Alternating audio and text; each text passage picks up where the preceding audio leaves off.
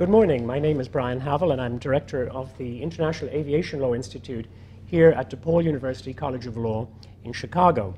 This program is the fourth event in the Institute's oral history series, Conversations with Aviation Leaders, in which we explore the origins, history, and record of U.S. airline deregulation and liberalization with academics, government officials, political figures, and industry leaders who played a significant role in this extraordinary public policy experiment. Our format today, as it has been in the past, will be 3 one-hour sessions covering the emergence and implementation of an ambitious U.S. effort to extend at least some of the features of domestic airline deregulation to the international arena through a policy known as open skies. And the conversation will cover the period from the invention of the policy in the early 1990s onward through the most recent U.S. aviation agreements, focusing especially on the landmark 2007 US-EU Air Transport Agreement. We hope as well to cover some of the remaining challenges and controversies surrounding international air transport liberalization, including issues related to foreign ownership and control of airlines, antitrust immunity for international airline alliances, and liberalizing US aeropolitical relations with major trading partners such as China, Brazil, Mexico, and Russia. However, viewers should take note that these 3 hours are indeed a conversation, and despite my effort here to set the parameters of the conversation, we have placed no prior restraint on the topics to be covered. It is really up to our distinguished interlocutor and his guest as to how the conversation will unfold. Our guest is John R. Byerly, who is scholar in residence this week at the International Aviation Law Institute, and he has been the Deputy Assistant Secretary of State for Transportation Affairs since 2001. In fact, John has had the longest tenure of any occupant of that position. In this role, he's been the lead US negotiator for such historic air transport agreements as the aforementioned 2007 US-EU agreement and just recently the 2009 US-Japan Open Skies Agreement. John was a career member of the Senior Executive Service at the State Department. He's held positions covering a range of duties in American foreign policy, national security, and international economic relations. His academic credentials are no less impressive. Prior to receiving his JD from Yale Law School in 1979, John graduated with highest honors from the University of North Carolina and studied German and European law on a Fulbright scholarship at the Free University of Berlin. John is also a brilliant speaker and colorful wordsmith, as I can well attest from years of sitting with him on aviation conference panels, working groups, and in symposia.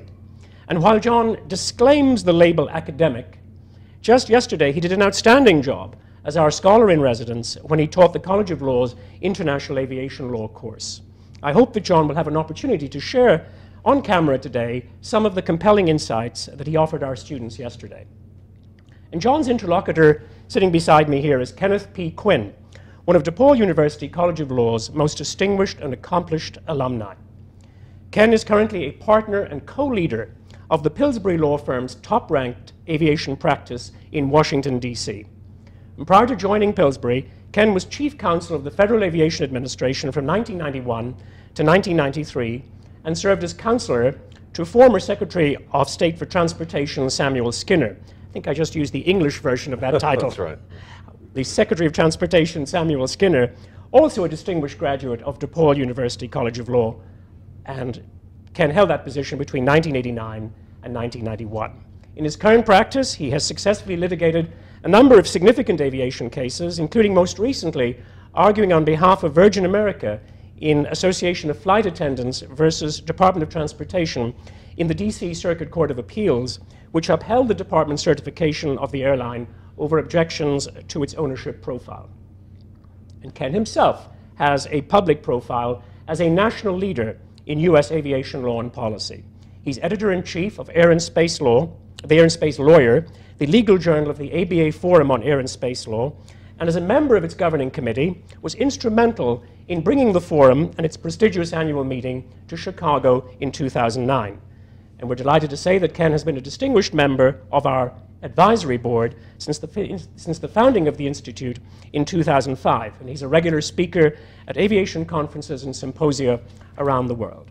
We are very proud at the College of Law to be Ken's Chicago alma mater, and we're absolutely delighted also that he accepted our invitation to be here today to serve as John Byerly's ferocious interlocutor. Welcome to you both, and I will now turn the conversation over to Ken.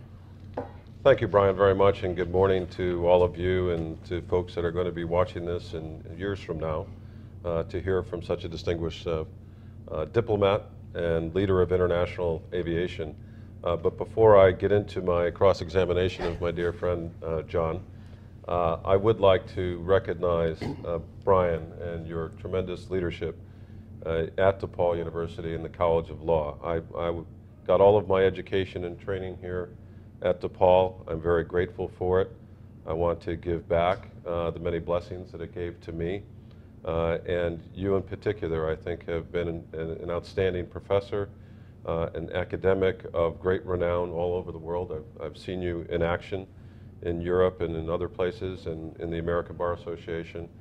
And DePaul is very blessed itself to have you as a professor, you as a leader, and you as someone who put together the International Aviation Law Institute. I think it's a credit to DePaul to have you here and to take great care of you. And I think we're all blessed to have this series itself, I think, reflects the kind of commitment to long-term, thoughtful analysis of international aviation and liberalization. You're well published in the field, and you have a great many friends, no more than myself. And it's a real honor and privilege for me to be back at my alma mater, and it's also very nice to look in the audience and see some folks who had to endure me as a boss from time to time at the FAA and colleagues at United Airlines, which is such a great hometown carrier and really a leading airline throughout the world. John Byerly, how does a kid from North Carolina, small town, get to be where you are today? Oh, that's a tough question. Before I say that, though, let me just say it's a tremendous honor to be here at DePaul. Ken, you and I are friends from a long ways back, and it's been a pleasure to work with you, and I hope you will not go too heavy on me today. Brian and I have known one another for about 10 years, I guess. And as I said yesterday in the class, I was honored to be able to teach with Professor Sanchez the role of the Academy in being a prod to all of us in the trenches of government work to climb out of the trenches and take that next hill, to think new thoughts, to work hard. It's an absolutely essential role. And the leadership that DePaul, the Institute have shown in aviation law, aviation policy, is outstanding. It's world leading, it's country leading, and it's a great credit to this great city of Chicago. So first, just let me put on the record how happy I am to be here. I think it's pure chance, like so much in life, pure chance of where you're born, maybe who your spouse is, how your kids turn out sometimes, I think. Pure chance that I was lucky enough to be able to join the State Department coming out of law school. Lucky enough that when I had an early assignment to Berlin, was coming back, the job that was opening up was the attorney advisor slot in the Office of a Legal Advisor. That was your first job at State? That wasn't my first job. How did you get from law school to the State Department? I worked for a couple years right after coming to the Office of a Legal Advisor, straight out of law school, doing African affairs, consular affairs, issues like visas and asylum cases. Then spent 4 years from 1981 to 85 as the legal advisor of what was the U.S. mission in Berlin and divided Berlin. Fascinating job. And then it was time for me to come back to the States, to the legal advisor's office. And at that point, in May 1985, one of the few openings in the office where they needed to fill a job was as attorney advisor advising the person who was in my position at that time. That person was Jeff Shane, who went on to an illustrious career as an assistant secretary at DOT in the first Bush administration, and in the last Bush administration, the second Bush administration, as undersecretary, is now also in private practice. Great thinker on these subjects. I learned so much there. I think once you get aviation in the veins and arteries, it just doesn't come out. A very good mutual friend of ours. Let's stop for a second, though, on The earlier days of the State Department and your background, Yep. you mentioned two places that are profoundly fascinating. And I know this is about international aviation. We will get plenty of that. Berlin, Yep. Africa. How have they changed? What profound differences do you see? And let's take Africa first. You spent a lot of time Right. on dealing with, in the Bureau of Africa, as I understand it, Right. the State Department. Many people are arguing Africa hasn't improved over that period of time, that it's slipped into somewhat disarray and chaos and unstable governments. And in aviation, it has 12 times the accident rate Right. as the developed world. Tell us your reflections looking back and now today on the state of Africa and African aviation. I worked on African affairs primarily as, for about 5 years, as the assistant legal advisor advising the assistant secretary and the rest of the Bureau of African Affairs in the State Department. I worked with some illustrious figures in African policy. Chet Crocker, Hank Cohen were the assistant secretaries. We were very focused at that time on what was happening in Africa with the end of the Cold War, and there were unique opportunities there. We tried to use those to create opportunities for the Africans to make a better world for themselves. So one of the first things I worked on, and one of the most satisfying experiences in my life, was as the advisor to Chet Crocker in the process that led to getting the Cuban troops out of Angola, the South Africans out of Namibia, Namibian independence, and although it was way too long and very tragic, ultimately the end of the civil war in Angola. We did a similar process in Mozambique, working to bridge the gap between the government in Maputo and the Renamo rebels to find a power sharing arrangement that would work, and that has basically held up, and I'm happy about that. There were some places that we weren't as successful. When I was there in Liberia, a period of total convulsion over and over and over again. I'm hopeful that today, and not because of anything I did, Liberia is on a path to greater development and stability. And one of the wonderful things is that we're going to see air service to Monrovia, to Roberts Field by Delta Airlines, taking advantage of some of the opportunities in Africa. We have United as planning air service to Lagos. We have additional service, Continental's looking at the market. With none of this was Nigeria's possible. problems? Incredible problems, difficulties. So at least in aviation, when I was doing African affairs, the only way to get to Africa was to fly over Europe, sometimes overnight, or spend the day and spend 2 nights on an airplane. Horrendous connections.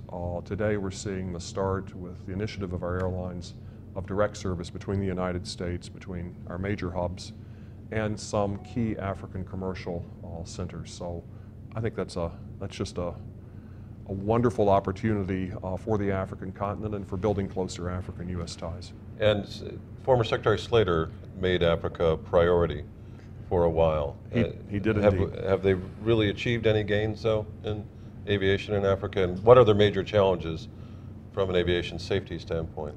Both the safety and the security challenge. Right. So on the side of safety, we have a requirement in all our bilateral air services agreements that in order for a foreign country's airlines to fly to the United States, they have to comply. The country has to comply with ICAO, International Civil Aviation Organization, safety oversight standards. They can require and do require the same of us. I think the FAA fully complies with ICAO standards.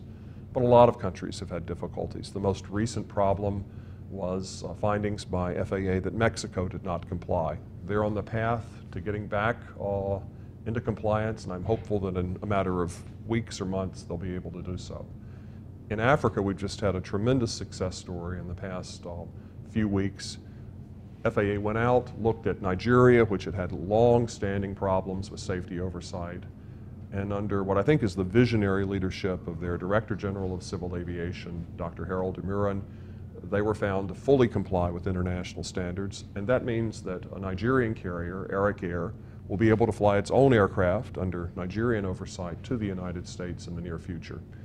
That in turn, I think, has opened up the possibilities for airlines like United, like Continental, to join Delta in the market, and that's good for competitors, it's good for the economy, it's good for bilateral relations. Berlin, the integration of Eastern Europe with Western Europe, breaking down the wall. You saw it before. So I was in Berlin in the first 4 years of President Reagan's administration. So this was a tense time in Were you there for relations. Mr. Gorbachev tear down this wall? No, I left before that. I was there for the first visit of President Reagan to Berlin. He came twice. The second time after I'd left and my successor had come on was when he gave that famous speech. When I was there, I was the control officer at Checkpoint Charlie for President Reagan. He stepped out of that massive armored limousine. We had sharpshooters up on the tops of the buildings. Right. There was great fear. We had to put a car, a military police vehicle, into Checkpoint Charlie to block the flow of traffic, which was not our view of free circulation in Berlin. But the president got out of the vehicle. Chancellor Helmut Schmidt was with him. He stood there, and the president walked right up, President Reagan, walked right up to the line dividing East and West Berlin and was briefed there by a very young soldier, I think private, about the wall and his mission. U.S. soldier, U.S. Army soldier. And the funny thing was, always the showman, President Reagan sort of put the tip of his right toe, if I recall, over the line, sort of into East Germany. He was going to show them. Right. So that was a fun experience, one I remember so crystal clear right now. We were maintaining a stable zone in West Berlin. This is an exposed area, and we had fascinating responsibilities. Mine included supervising the governor of Spandau Prison. Rudolf Hess was a prisoner while I was there. Supervising the director of the Berlin Document Center, the largest repository of Nazi records critical to war crimes efforts, investigations. The United States had possession of these records after the war, brought them to Berlin, and we tried to do a good job in maintaining those records, as well as the whole legal structure of all the four sectors of Berlin. One Berlin separate from the eastern zone, from the three western zones after the war, maintaining that status as a piece of international stability. It was a challenging job. Have you been back to Berlin recently, the kind of cheesy apparatus they have at Checkpoint Charlie and the fake GI and then this resplendent Bundestag, right? Reichstag. Went back to Berlin within a year of the wall coming down, parked our car, rented a car, parked our car right on the street where before the wall would have run through the car. They'd torn it down, right at Checkpoint Charlie. So there wasn't much to see other than the wall was gone and you could wander freely through East Berlin. And then was back in Berlin about 5 years ago and saw the extraordinary growth of the city. Potsdamer Platz, which had been a no man's land, now full of spectacular architecture, the Holocaust Memorial. Holocaust Memorial right in the center of downtown. Incredible city, exciting city. So a place I look forward to going back to many times in the future. I have a big piece of concrete that's been on my desk for a long time, and people would always wonder, why do you have that construction site? And so I finally put it under glass and said, this is the Berlin Wall. It came down when I was in government. What a difference in freedom and trade and tourism. It's extraordinary. It was a fascinating city when I was there.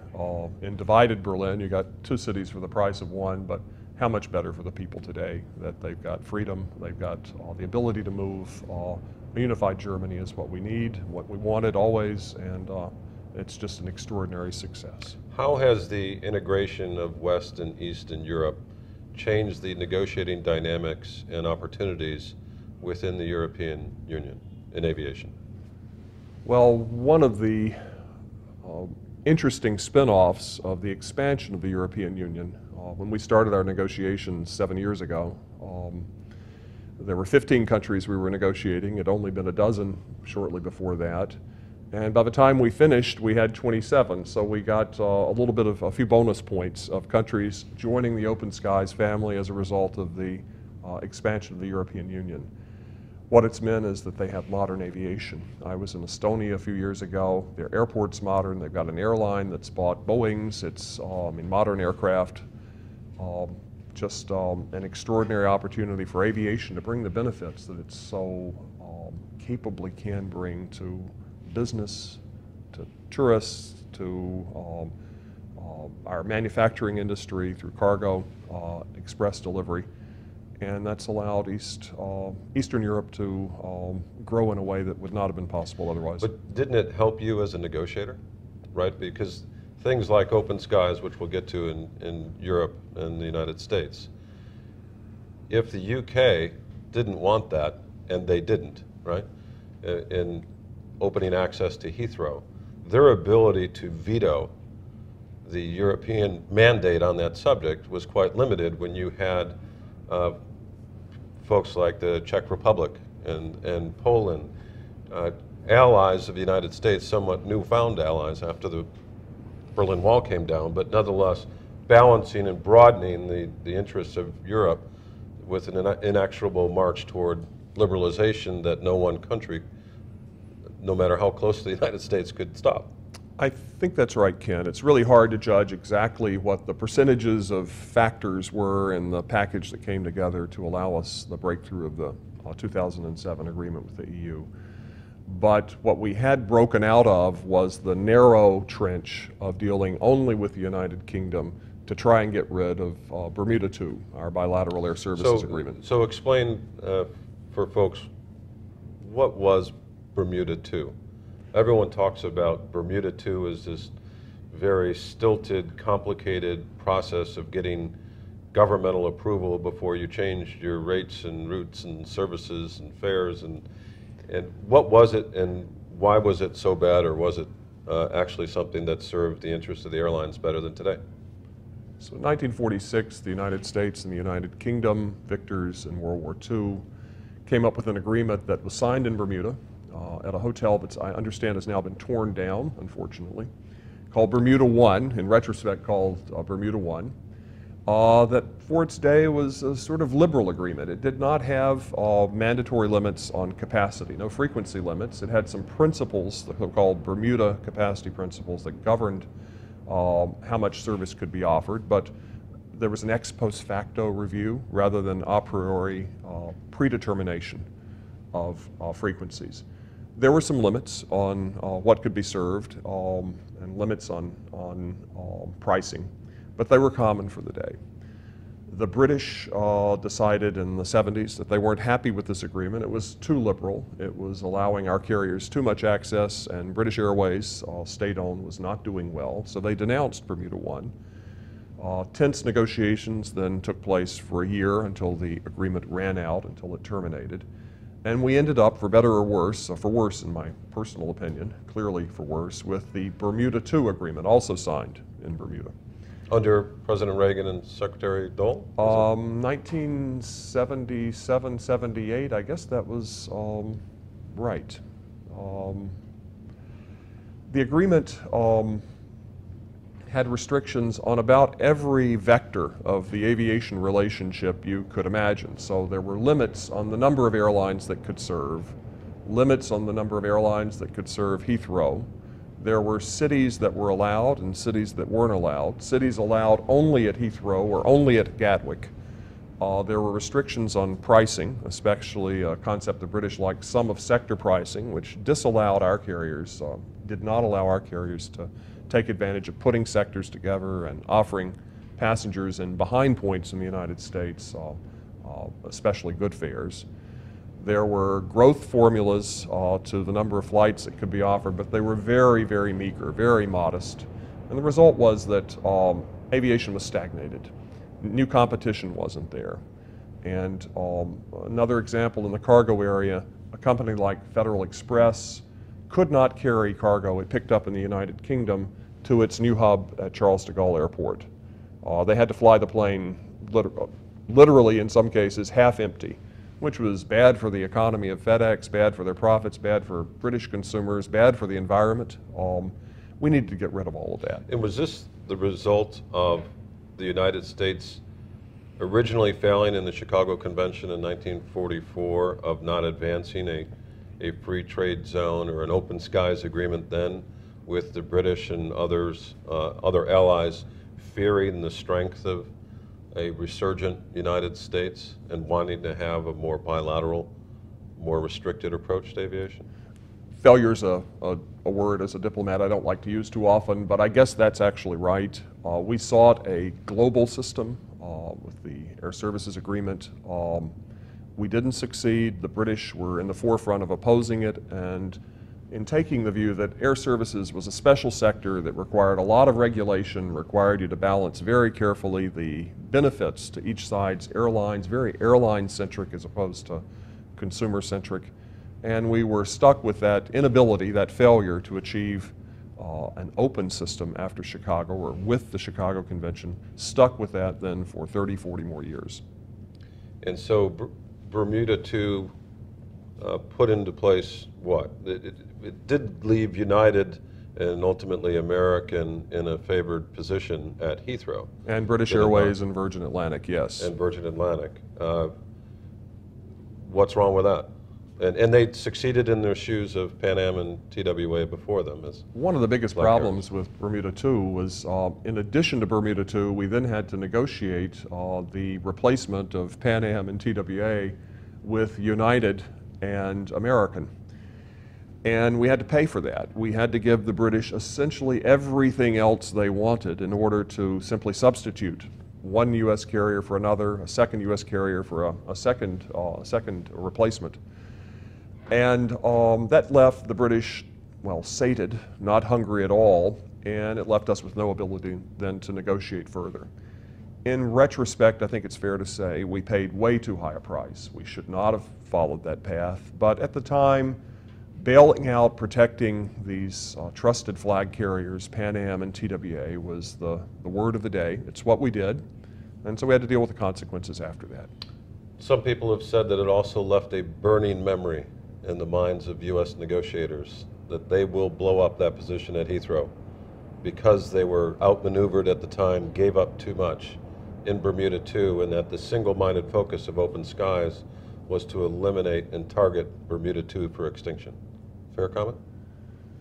I remember I've heard Bob Crandall and some others have suggested we really should have denounced Bermuda II and just torn it all up and looked at what happened. I'm not an adherent of that view. I remember discussions when I came back to aviation in a policy position in 1995.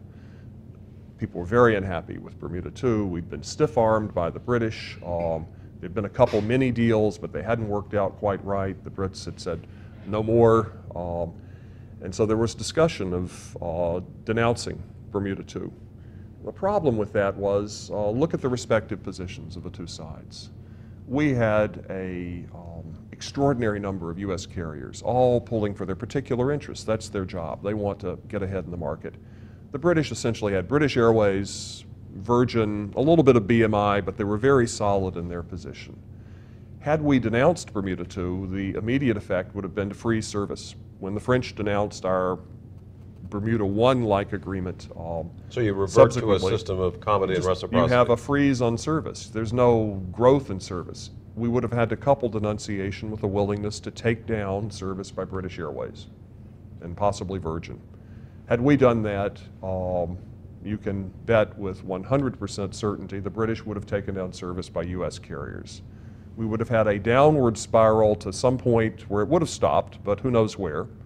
And then the question would have been, who would have cried uncle first? The Brits? Remember, they're the ones who withstood the Battle of London. They're the ones with a very consolidated aviation sector, or the United States under pressure from many carriers to do different things, including incumbents who were seeing their services taken down. I don't think that would have been a logic that would have led us to a better result in the end. We would have negotiated our way out of that, but it would not have been an Open Skies result. So before we get to Open Skies, the career of John Byerly takes a turn. It goes to the Central Intelligence Agency. Right. Tell us about that.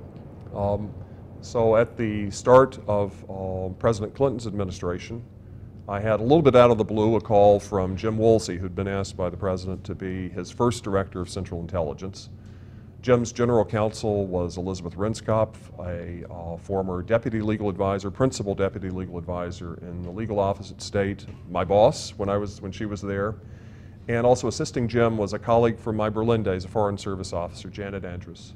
And they'd put my name up to Jim Woolsey, whom I'd met but didn't know especially well. I was looking for a job, someplace to move on to at that time from African work, And I thought this would be a neat opportunity, so I did that for a year and a half. When Jim left, I left. I returned to the State Department again, looking. He had a short tenure. He had a very short tenure, about a year and a half. Or maybe Jim had 2 years, and I was there about a year and a half. So in the summer of 1995, I was looking for a job. I made inquiries, and there was an opportunity to go to the Economic Bureau at State to do aviation. And it was something I'd been passionate about. I'd been away from it for a number of years, but I said, this is great. Let's give it a go. And for a short period, I was a director of something called the Office of Aviation Programs and Policy, doing safety and security and economic analysis. I had the opportunity then to move up to the number 2 position called Special Negotiator.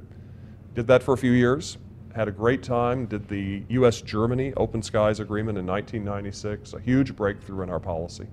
Worked with open skies initiatives in Asia and Central America. We were seeing an extraordinary expansion at that time. But we all want to go back to the CIA, don't we, folks? Right? I think we want to know whether waterboarding's legal. There's very little I can say about my job there, and that's the way it ought to be. You'd have to kill us all. A clandestine service needs to act that way, and both as an attorney, the restrictions on what you can say about your client's interests and the inherent secrecy that you want in an intelligence service limit what I can say, other than it was an extraordinarily challenging opportunity. It was a chance to see and work with a lot of very dedicated public servants. Yeah, did you find that? I found during my time in government, it was right after Lockerbie, so I had to work a lot with the agency. They were among the most educated, articulate, well-traveled, very good writing folks and absolute professionals, almost the opposite of some perception of them from the outside, particularly after Afghanistan and Iraq. But what was your perception? As you've worked with a lot of agencies, you've worked with a lot of departments, how would you respond to the knock of today on the CIA's reputation? Well, at the individual level, and maybe that's the best thing to talk about, you have people who are extraordinarily talented, incredibly committed, patriotic, trying to do a good job. The challenges, there may be the occasional cowboy, but you can have strange figures in the State Department, the Treasury Department, DOT. For me, the issue of policy issues are what's the direction from the top, because the CIA, our intelligence community, very much serve the interests of the president. What does the president want? What's the direction from there, whether it be in intelligence collection or covert action? And I think you have to look not at the rank and file, but at the leadership if there's criticism to be had. But I won't enter in, Ken, to criticism. That's not my job. Let's talk aviation. Well, I will continue with intelligence and aviation. Okay. What role does intelligence play in aviation? You are no doubt briefed before you go to another country that people might be listening to you in the hotel room. You might have a confidential dossier that says something about the background that could be quite colorful on your counterpart in a different area. What role does intelligence play in negotiations? I'd say the intelligence we rely on in negotiation is what the intelligence community calls primarily open source intelligence. Right. We read, we analyze the, I'd call them objective interests of foreign countries, of their carriers.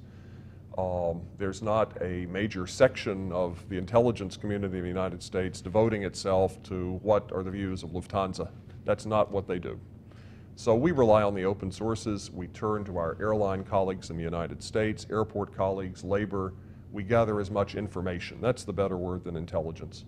Some of just the political background and changing of parties and what's happening in their philosophy. Exactly. That could be quite helpful. We do protect our own negotiating strategy. We try and keep that in negotiations. So you want to know as much as you can about the folks on the other side, what motivates them, what's the bottom line, and you want them to know as little as possible about us. Unfortunately, we're Americans. We tend to be like open books, and we come with a policy in most cases of we seek an open skies agreement, so they know what we're going to be coming with. Did you ever have an occasion where you'd go to another country and you'd say, we need to have a meeting, let's take it outside?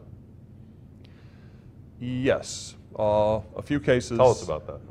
So the first, when I was a lawyer in doing aviation with under Jeff Shane, we had an opening with the Soviet Union.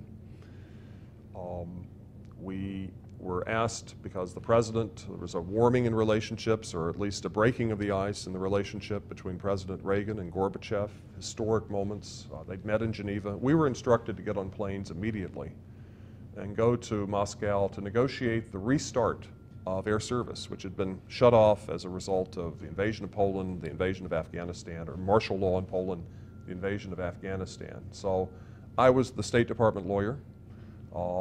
Sam Kiter was the head of the Office of Aviation Negotiations. He led the U.S. delegation. There were some talented DOT people there, including one of my best friends, Susan McDermott, a lawyer at the time, now a Deputy Assistant Secretary at DOT.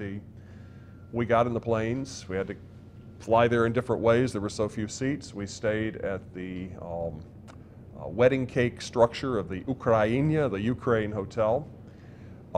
When we went to the Russian Aviation Ministry's headquarters out between central Moscow and Sheremetyevo Airport, it's the same building where they are today. And the negotiating table was arranged around a set of not particularly attractive plastic plants. And if you peered deeply, you could see... You've seen some ugly government buildings in your time, too. I've seen some plastic plants in U.S. government buildings. But they had some particularly this lush growth of plastic plants in the middle of the negotiating table. It was a rectangle.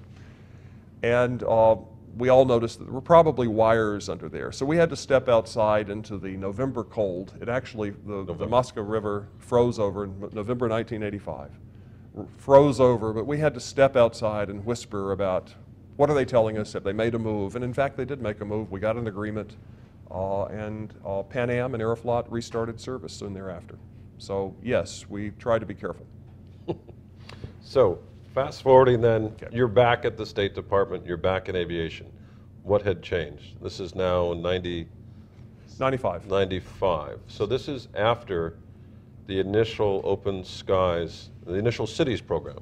That's right, and after the definition of open skies in 92 and the Netherlands agreement. I So- was not present for the creation. So tell us a little bit about how that set a foundation for future open skies with the Netherlands and the Northwest KLM deal and the so-called open-mindedness to entertain requests for antitrust immunity. Just as I was arriving back in aviation, back at the State Department and the Economic Bureau in 1994-95, the Clinton administration had evaluated the open skies policy that had been enunciated by Jeff Shane, Secretary Dole, in the waning days of the first President Bush's administration. Secretary Skinner. Secretary Skinner, excuse me. He would kill me if I didn't correct that right. I apologize. What I found coming back was this was an incredible opportunity. And Secretary Pena at the time had just given a speech here in Chicago on the 50th anniversary of the Chicago Convention on International Civil Aviation, in which he announced the willingness of the Clinton administration to look at possibilities for doing open skies agreements with groups, critical masses of small countries in Europe. So Benelux, Switzerland, the Scandinavian countries, Austria.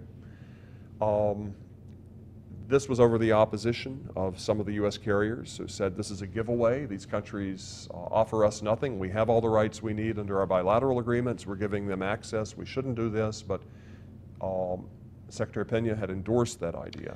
And how important was it that Federico Pena was a mayor in looking at U.S. international aviation policy and going over the objections of some carriers that wanted more status quo? I think it's important that he was a mayor of a city like Denver. It might have been different if he'd been a mayor of New York or maybe even Chicago. Denver, a city growing, big airport being planned at the time, now great airport today, hub for United Airlines. Those cities that hadn't received service, that weren't the traditional points of departure for U.S. carriers, wanted more service. They'd led to the decision to have the cities program, which very quickly led to the decision to have the open skies program. What was the cities program? But as you're thinking about Yep. that, I mean, Mayor Pena and Secretary Skinner broke ground for Denver International Right. just prior to them becoming secretary. Right. Obviously, way out from Denver, big bet, big gamble. He needed airplanes, and they needed international flights, and he recognized the trade tourism value and the jobs. You've put it much more Right. clearly. That's what I Yeah. meant to say, and Ken, you've nailed you've hit the nail on the And head. no one knows that better than right here. I've been privileged to represent Yeah. Mayor Daley for a long time, and he's got to be considered one of the visionaries in transportation Exactly. for long-term thinking and putting the jobs first versus the individual financial wherewithal or outcome or health of an individual airline. Right. So the cities program, Cities program. led to an expansion of the idea that we would look beyond the interests only of our airlines, their profitability, to broader economic interests, including the desire of cities that didn't have service, that weren't going to get service from Pan Am or TWA to foreign locations, and where foreign carriers, KLM being a prime example, wanted to serve. The city said, what's the problem? Why can't we allow this? And an answer, well, Pan Am doesn't want it, or TWA doesn't want it, wasn't a good Or they don't answer. want anything in their country. That's right. Yeah. So the cities program was revolutionary in many ways, opened up a new way of thinking about aviation, which was focused on broader economic interest. The open skies concept then took it to the next level. But just to understand, Yep. so that in the cities program, if a carrier, foreign carrier, wanted to serve that city and our carriers did not want anything from their country, Right. we would go ahead and approve it? We Whereas could. in the past, it was always a tit-for-tat, That's right. balance of benefits approach. Exactly. We moved from balance of benefits to a broader evaluation, balance of opportunities, or simply it's worth allowing KLM to fly to points in Florida, say Orlando, even if no U.S. carrier at that time wanted to add additional service to the Netherlands. They already could. We had essentially unlimited traffic rights into the Netherlands. The idea that underlay cities program and then the open skies definition that came out in 1992 and led to the Netherlands agreement that year was, over time, with feed and the ability of networks to grow, you get broad benefits not only for our cities that were underserved for consumers, but our airlines could expand and take care of their advantages. I've heard it said by, for example, Jeff Shane, that we were under pressure perhaps for countries to seek to denounce their Bermuda I fairly liberal agreements and go to something like Bermuda II, replicate that. The Germans were tapping on that door. We needed to make a change, and it was such a wise movement to go towards change, to open up further, rather than to look to micromanaging how we could restrict. How important was it that it was the Dutch, the international traders? I just got done reading The City in the Center Yep. of the World, about New Amsterdam and the founding of Manhattan by the Dutch. How important was it that it was the Dutch that paved the way to open skies?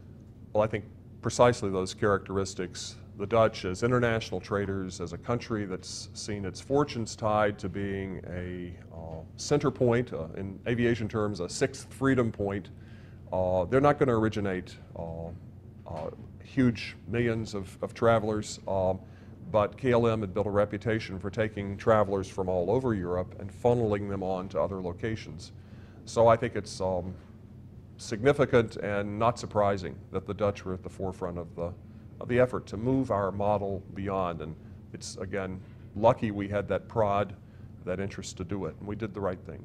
So it was more the governments following the business transaction, with Northwest KLM getting together and the Dutch. I know this is a little bit before you came back in, but as you look at the precursor for open skies and how that developed, tell us about that foundation that you were building on with the Dutch-U.S. agreement. It is before my time, and so I know this more from the recounting by others, but I think a number of factors came together. One, the interests of cities.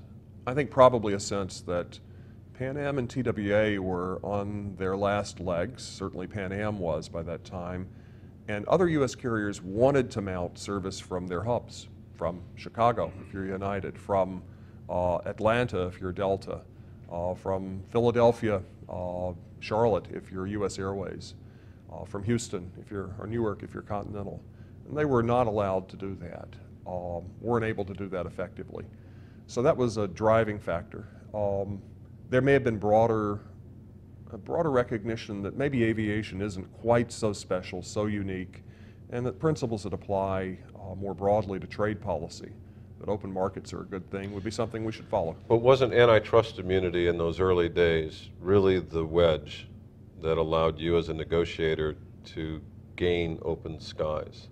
That if the carriers wanted to do the equivalent of a joint venture with antitrust immunity, to do something that otherwise might be prosecuted as a violation of the Sherman Act, as a combination or conspiracy and restraint of trade, that was the carrot that you had, or was it a stick?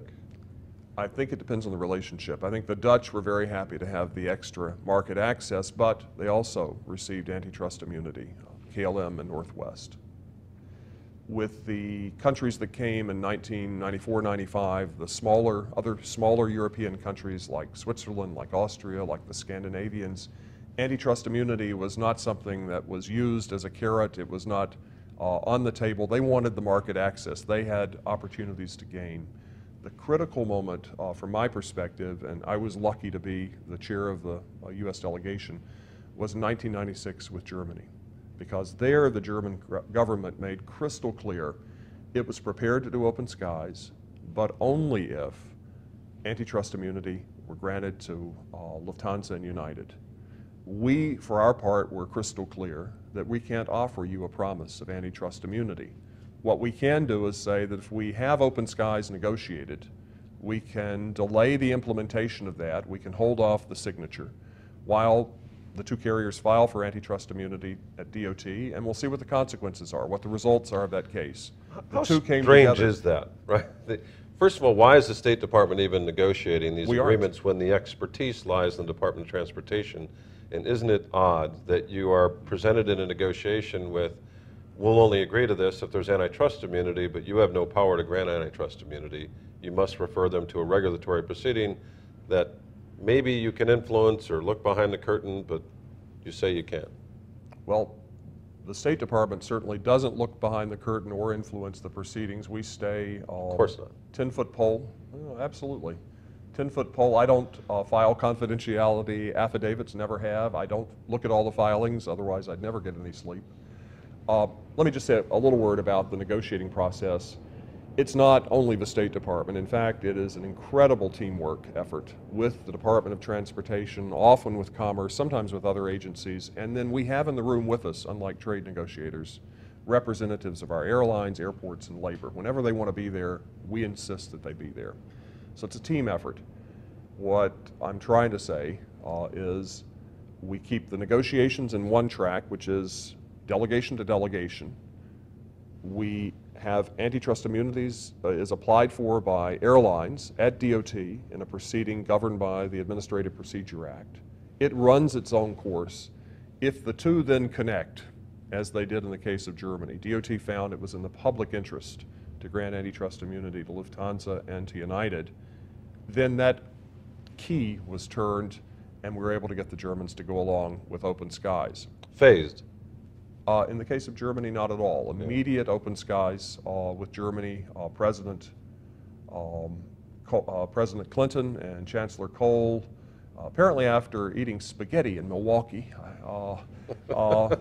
signed the open skies agreement. I believe on spaghetti, probably in their case, a lot of spaghetti. They had a good relationship. He likes Philomena in D.C., by the way, which May 13th, is known for enormous portions of pasta. May 13th, 1996, they signed that agreement, and it was the first agreement with a major aviation power. Germany was critical. That, in turn, then created a dynamic that led the French to seek the same arrangement when we negotiated in 2001. Did you have any idea back then that this might be the baby that's now called STAR Alliance? And what really has happened with so many airlines getting together under the umbrella of STAR? There was certainly, in the open skies concept, and certainly as we were implementing it from 1995 onward, the notion that consumers would benefit if you could have what we call the barbell relationship. So let's take a United in Chicago and Dulles, Denver, bringing in all the traffic from the domestic system here. That's one end of the barbell. The other, Frankfurt, today Munich, Lufthansa bringing in all this traffic from its extensive service in Europe and Germany, and being able then to support a level of service across the Atlantic that was extraordinary. KLM Northwest proved how amazingly successful that could be with all the services between the United States and Amsterdam.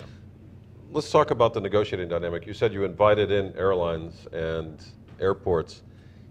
Didn't it get rather clumsy and awkward that you would have dozens of people in a negotiation? I don't know how you negotiate with, I know how you can negotiate in a private setting as a lawyer to reach a deal. I don't know how you negotiate with 50 people behind you and 50 people on the other side. Yeah. Didn't it get to be a bit of a circus? So there's a little history here that maybe is worth putting in the archive. For many years, when I was a lawyer in 1985 to the end of 1987, working with Jeff Shane, the rule on the U.S. side was we didn't have airlines, we didn't have airports, we had only the association. So we had, for example, Dick Carlson of the Air Transport Association, a legendary, hardy perennial in all of our negotiations, incredible colleague, knowledgeable. We had Diane Peterson of ACI there, sometimes Russ Bailey from the Airline Pilots Association, Ralph Ditano of NACA. That was our industry presence. By the early 1990s, so I think in the start of the Clinton administration, there was great unhappiness among U.S. carriers, including in particular Bob Crandall. He said, it's not fair. All I've got is ATA at the U.S. delegation. When we're negotiating with the French, there's the Air France guy there. Or when we're with the British, there's BA behind them. I want my guy, or my gal, in fact, Mary Kennedy. I want my person in the room. Decision was taken that, okay, we'll try that. We tried it, and frankly, that's one of those things, once you've done it, there's no rolling it back, except in the case of the European Union, we found we bit off a little bit more than we could chew. So the very first round of talks was at the State Department. We had to choose the Loy Henderson conference room, which is a mini United Nations. Don't we need a bigger boat? We needed a much bigger boat. I had to pay something like $2,000 to diplomatic security to provide guards because we weren't used to it. We had to open up a separate entrance for everyone. I remember just checking in took like 45 minutes. You were there, so was many it? people. Yeah, everybody was invited, and of course on the European side they had more carriers, more airports, more associations. We had well over 100 people in the room. We then did confidential negotiation. Great dynamic. We play ping pong in negotiations, so one round here, one round there. So we went to Europe, to Brussels. They had a reasonably large room, but not enough to accommodate everyone. So they had this other room. Did you do it on the Grand Place in the square? We might have considered that. That would have been fun. But we had a room, but there was not enough space for everyone who wanted to attend. So they had something called the salle d'écoute, or salle de son, where the music of our negotiating was piped in for the airline representatives and airport representatives to hear. It was clear this made no sense. So we talked. But they could all hit you up at the cocktail party where a lot of the negotiations. That's right. So that's sort of where we came out, was that we agreed that on each side associations would be present, but we would not have the individual representatives of the individual stakeholders like United, American, Denver Airport. And that worked reasonably well. We still had in the negotiating room 60 to 70 people in the US-EU negotiations, but not 150. How important is the role of industry in a negotiation? Critical. I mean, we're there. I see my role, always saw my role, as that of advancing the public interest, primarily the role of consumers, and that includes both shippers and travelers. But the instrument to get there is through our airlines and airports, and the people who fly the planes and land the planes and take care of the baggage handling. So you have instruments to get to the goal, and they have strong But who's your views. client? I mean, are you there to promote the financial health of the airline industry and opportunities for our carriers in international markets? Is that one of your mandates that you pursue? I'd say the overriding mandate is to advance the interest of the American public, consumers. But again, the instrument for getting there is with competition among airlines, opportunities at airports, and that meant talking to our airlines about what opportunities they wanted, what mattered, what problems they had, and then being sure that our negotiating outcomes advance that. And of course, we look out for the home team.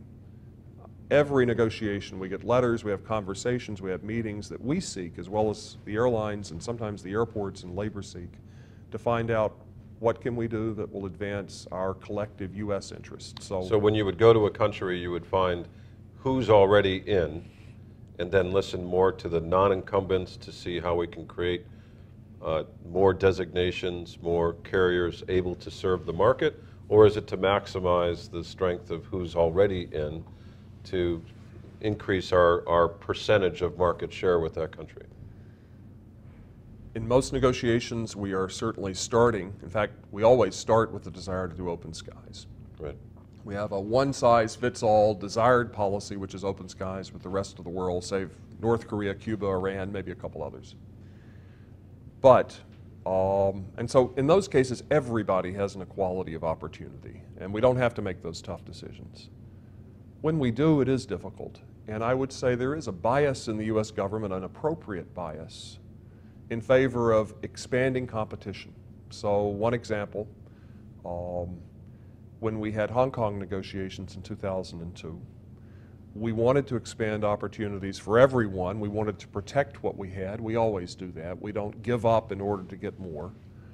But we wanted to expand opportunities for those who didn't have the sort of presence in the market. So particularly UPS didn't have the sort of presence it needed. It needed to be in the Hong Kong market. FedEx had a substantial presence. We went in and we negotiated very, very hard for an expansion of cargo opportunities so that both FedEx and UPS could compete and DHL could compete. That's good.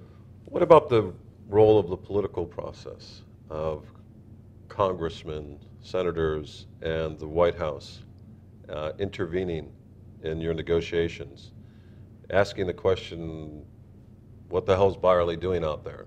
He's giving away our goods.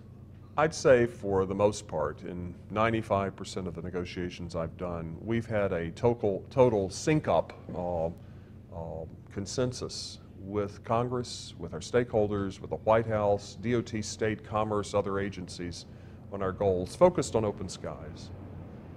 The two cases that I remember, the most significant cases where we had to have some really tough discussions, were what to do in the US-EU negotiations when it was clear that DOT's proposal to define actual control in a particular way under the famous Notice of Proposed Rulemaking, that was going nowhere. And we had high-level discussions. I was a backbencher at those, but participated. Meaning at the White House? At the White House, at the old Eisenhower Executive Office building, with cabinet members, senior advisors, Vice President's office, others, Secretary Peters was there, and the decision was taken, all right, this isn't going to work, we have to find something else to do. And there was a reluctance to give up on this in the Bush administration, because the view was this was the right way to go. We wouldn't have, or DOT would not have proposed that approach had they not thought it was the correct one. But sometimes you have to move on. So we articulated a concept of let's go back to the negotiating table, and there are some things we can do. We can replace whatever the benefit of the rulemaking would have been for the European side, part of the balance that we'd achieved, with something else. So we went back, 3 rounds later, we managed to do it. But that took a very high-level discussion. And were there also occasions, and we'll get back to the rulemaking yep. After we take a break shortly, where the deliberations came up to the Secretary of State and the Minister of Foreign Affairs on aviation issues? Did that happen very frequently? I don't think I remember any in my tenure where the Secretary of State and the Foreign Minister of another country were directly negotiating or talking. We always prepare our senior leaders at State, at DOT, Commerce, at the White House, if we've got an agenda on aviation, and they're going to be seeing senior leaders who have a role to put in the plug for what we're doing. But I think it would be very rare that you'd have the Secretary of Transportation negotiating details, much less the Secretary of State. They are involved in the policy decisions sometimes, Japan most recently, on whether to go forward. The consummate diplomat, take care of it without bothering the Secretary. We'll take a break and we'll be back with John Byerly.